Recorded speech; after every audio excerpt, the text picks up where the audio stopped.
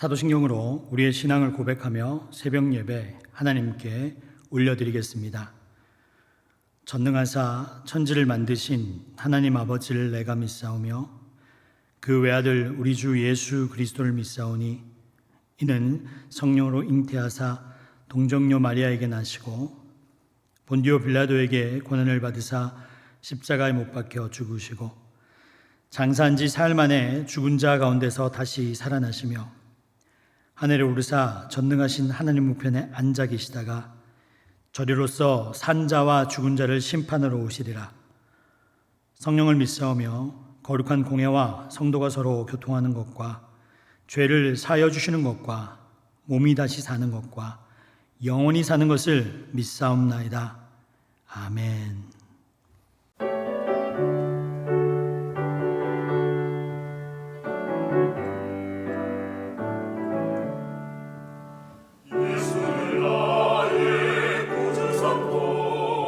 성령과 배로서 거듭나니 이 세상에서 내 영혼이 하늘의 영광 보이로다. 이것이 나의 간증이요 이것이 나의 찬송이세. 나 사는 동안 끊임없이 구주를 찬송하리로다. 온전히 주께 맡긴대요. 사랑의 음성을 듣는 중에 천사들 왕래하는 것과 하늘의 영광 보리로다. 이것이 나의 간증이요 이것이 나의 찬송이세. 나 사는 동안 끊임없이 구주를 찬송하리로다. 주 안에 기쁨 누림으로 마음의 풍랑이 잔잔하니 세상과 나는 강분 없고 구속한 주만 보이도다. 이것이 나의 간증이요 이것이 나의 찬송이세. 나 사는 동안 끊임없이 구주를 찬송하리로다.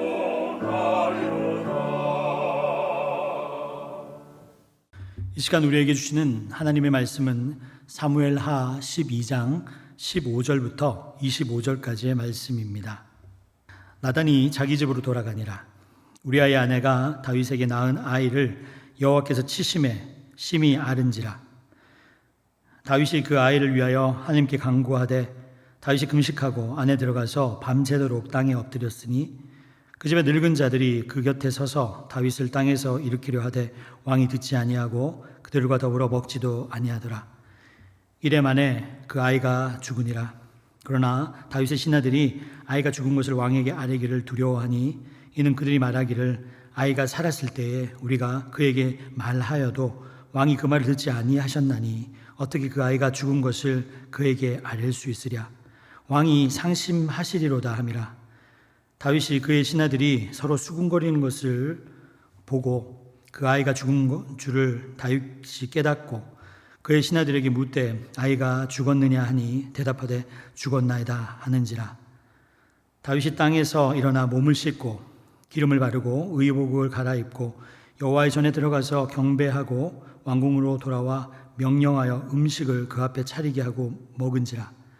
그의 신하들이 그에게 이르되 아이가 살았을 때에는 그를 위하여 금식하고 우시더니 죽은 후에는 일어나서 잡수시니 일이 어찌 됨이니까 하니 이르되 아이가 살았을 때 내가 금식하고 운 것은 혹시 여호와께서 나를 불쌍히 여기사 아이를 살려주실지 누가 알까 생각함이거니와 지금은 죽었으니 내가 어찌 금식하랴.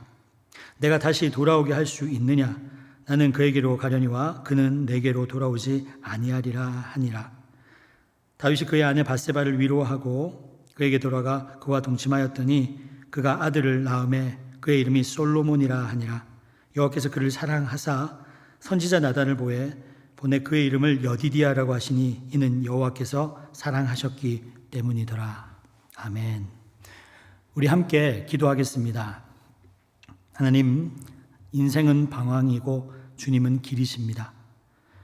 길 대신 주님을 떠나는 순간 우리는 끝없는 방황 속에 살아갑니다. 하나님, 기도합니다. 주의 음성을 듣는 자가 되게 하여 주시옵소서. 신비를 구하는 것이 아니라 지혜의 영을 구하오니 주님의 말씀을 통해서 나에게 말씀하여 주시옵소서. 다인만을 부르시는 것이 아니라 내 이름을 부르시는 주님을 만나게 될 줄 믿습니다.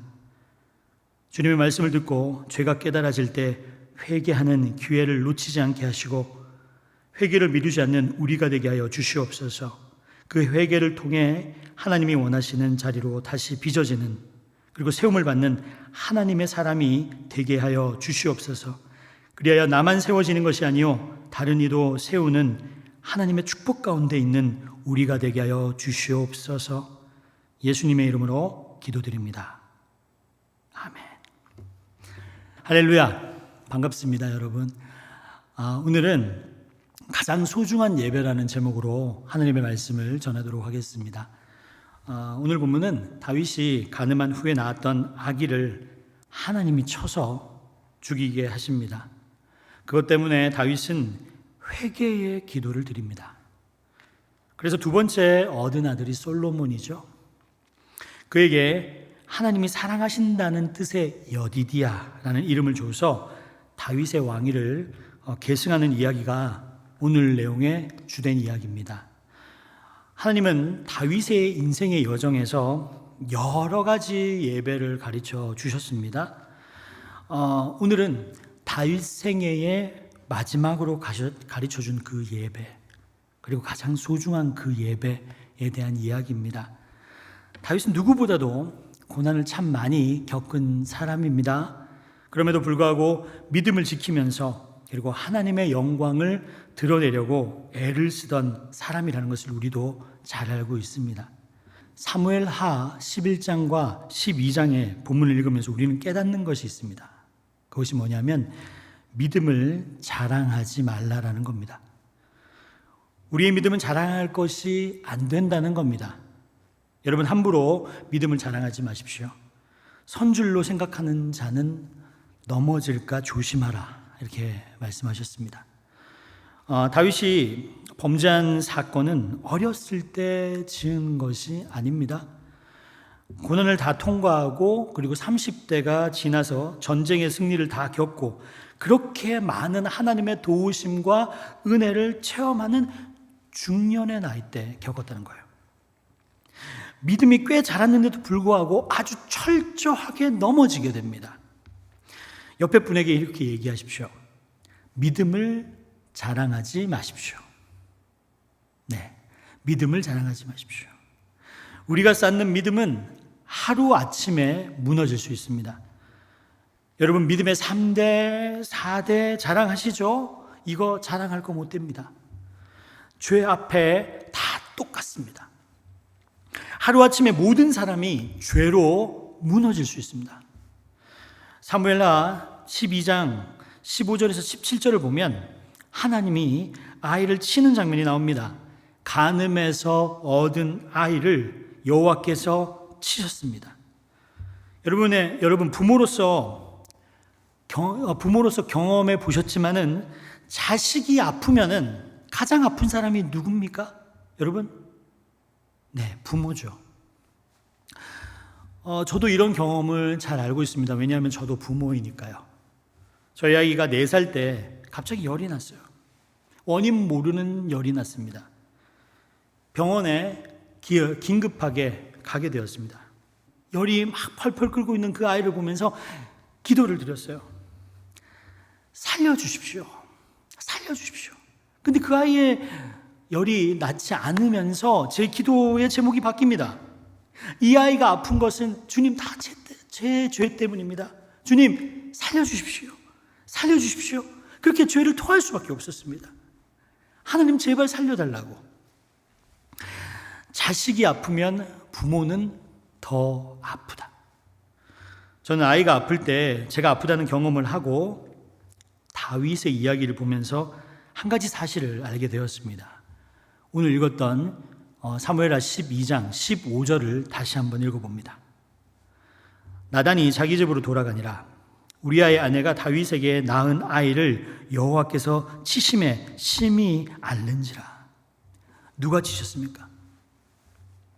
다윗이 얼마나 아팠겠습니까? 그리고 우리아의 아내도 아팠겠죠. 그런데 성경에 보여주는 것이 뭐냐면 너희보다 하나님이 더 아프다. 15절을 한번 읽어보세요. 사랑하는 우리를 때려서 고쳐야 되는 그 주님이 더 아프다는 거예요. 이 구절은 여러분 하나님의 눈물의 구절입니다. 우리의 눈물이 아닙니다. 우리가 회개하기 전까지 흘리시는 하나님의 아픔과 눈물의 구절이라는 것을 여러분 잊지 마시기 바랍니다. 자, 이 자리에서 다윗이 회개합니다. 16절을 읽어드립니다. 다윗이 그 아이를 위하여 하나님께 간구하되 다윗이 금식하여 안에 들어가서 밤새도록 땅에 엎드렸으니 하나님께 밤새워서 기도합니다. 여러분이 잘 아시는 시편 51편이 이때 적혀졌습니다. 나를 정결케 해달라는 것, 그리고 밤새도록 주님께 엎드립니다. 음식을 줘도 먹지 않습니다. 여러분 잊지 마십시오. 이렇게 우리가 기도할 때, 회개할 때 더 아프고 그리고 더 눈물 흘리시는 분은 바로 하나님이시라는 겁니다. 우리가 몰라서 범죄할 때, 우리를 징계해서라도 고치시려고 할 때 우리가 당하는 고통보다 주님이 더 아프십니다. 다윗은 이날 인생에서 가장 소중한 예배를 배웠습니다. 양을 치던 목동이었을 때 다윗은 사자와 곰을 때려잡는 그 승리의 예배를 드렸습니다. 신이 났습니다. 그 힘으로 골리앗을 때려 높입니다. 최고의 감격을 경험합니다. 하나님은 살아계시다. 할렐루야. 승리의 예배를 드릴 때 우리는 이 고백을 하게 되죠. 도피 기간이었습니다. 다윗이 도피하면서 10년 동안 다윗은 수많은 시를 쓰기 시작합니다. 하나님을 간절히 찾는 주님과 동행하는 임재의 예배를 드렸습니다. 그 고난을 통과하고 왕이 된 이후에 언약궤가 이동할 때 너무나 신나서 춤을 추게 됩니다. 그는 그 기쁨에 감격의 예배를 드리게 됩니다. 춤을 멈추지 못했어요. 너무나 기쁘니까. 그러나 그 예배도 다윗의 죄를 멈추게 하지 못했다는 것을 여러분 명심하시기 바랍니다. 승리의 예배로 죄를 이길 수는 없습니다. 하나님은 마지막으로 다윗에게 눈물로 드리는 회개의 예배를 가르쳐 주십니다. 다윗은 다시 하나님을 왕으로 모시는 그 자리로 돌아옵니다. 죄로 인하여 넘어졌을 때 사람은 가장 소중한 예배를 배웁니다. 왜 그런 줄 아세요? 예배의 생명은 내가 죽은 자리에 짐승을 끌고 와서 구약시대에 죽인 것처럼 예배의 생명은 뭐냐면 나 대신 예수님이 죽으신 것을 깨닫는 바로 이것이 중요한 예배의 생명입니다. 예배 때마다 이 감격을 회복하는 저와 여러분이 되시기를 주님의 이름으로 축원드립니다. 오늘 이 말씀은 코로나 시대에 영적으로 무너져가는, 어떻게 보면 한국 교회를 깨우는 하나님의 눈물의 이야기입니다. 그리고 자기의 욕심을 채우기 위해서 열심히 달려가기만 했던, 이웃을 돌보지 않았었던 지혜 없는 한국 교회에 대한 이야기일 수도 있습니다.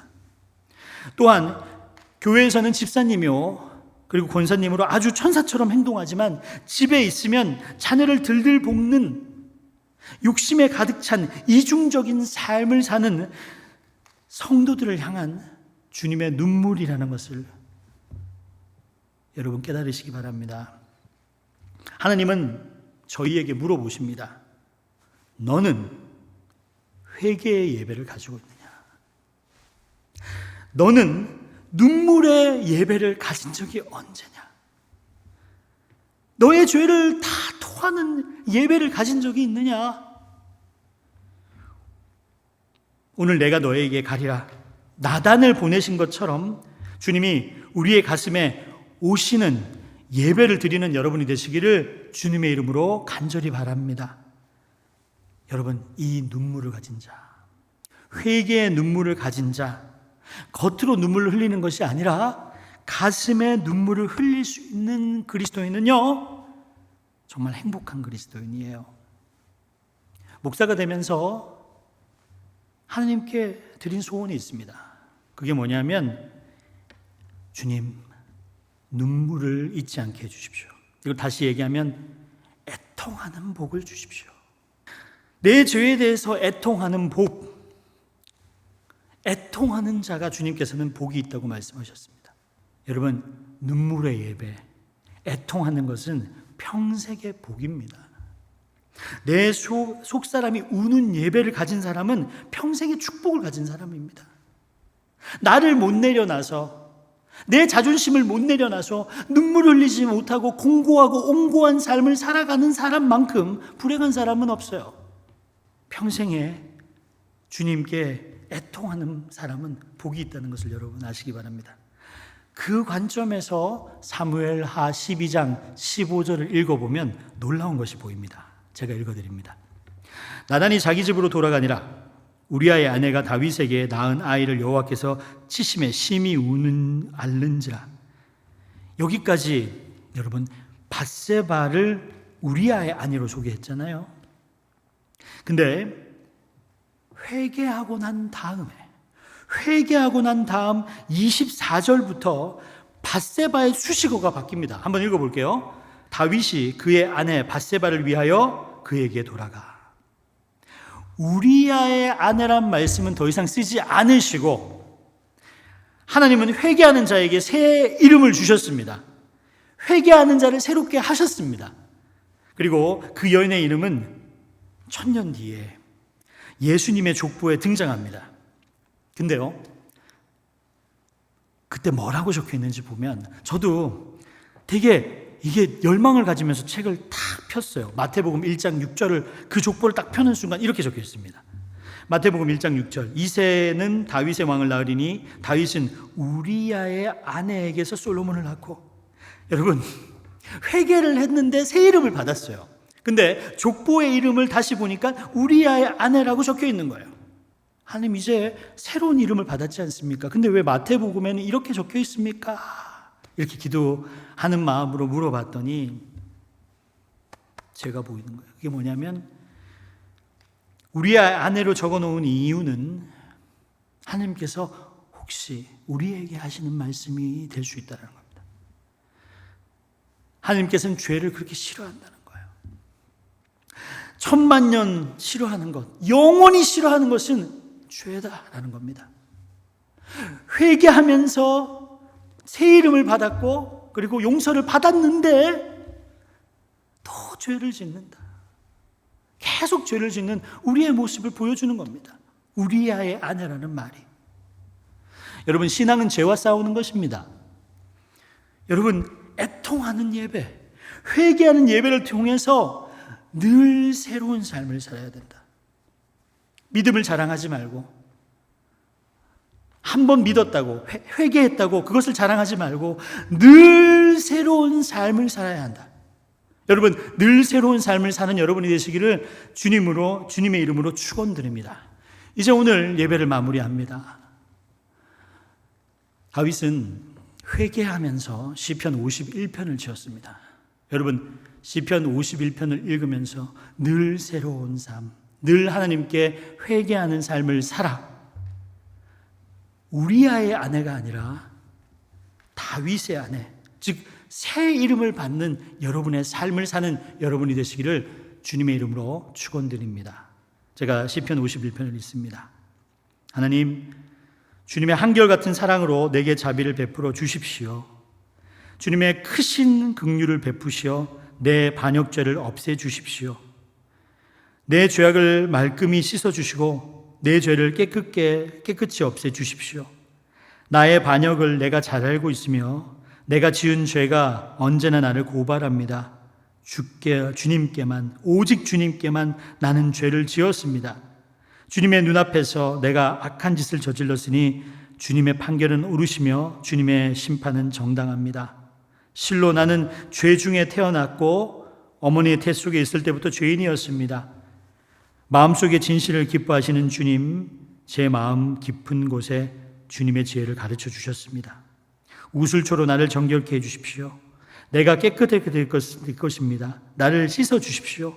내가 눈보다 더 희게 될 것입니다. 기쁨과 즐거움의 소리를 들려 주십시오. 주님께서 꺾으신 뼈들도 기뻐하며 춤출 것입니다. 주님의 눈을 내 눈에서 돌리시고 내 모든 죄악을 없애 주십시오.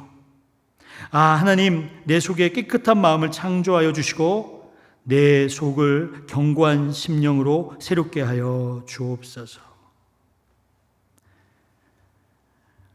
주님께서 가르쳐준 기도로 오늘의 예배를 마치도록 하겠습니다. 하늘에 계신 우리 아버지여, 이름이 거룩히 여김을 받으시오며 나라가 임하시오며 뜻이 하늘에서 이루어진 것 같이 땅에서도 이루어지이다.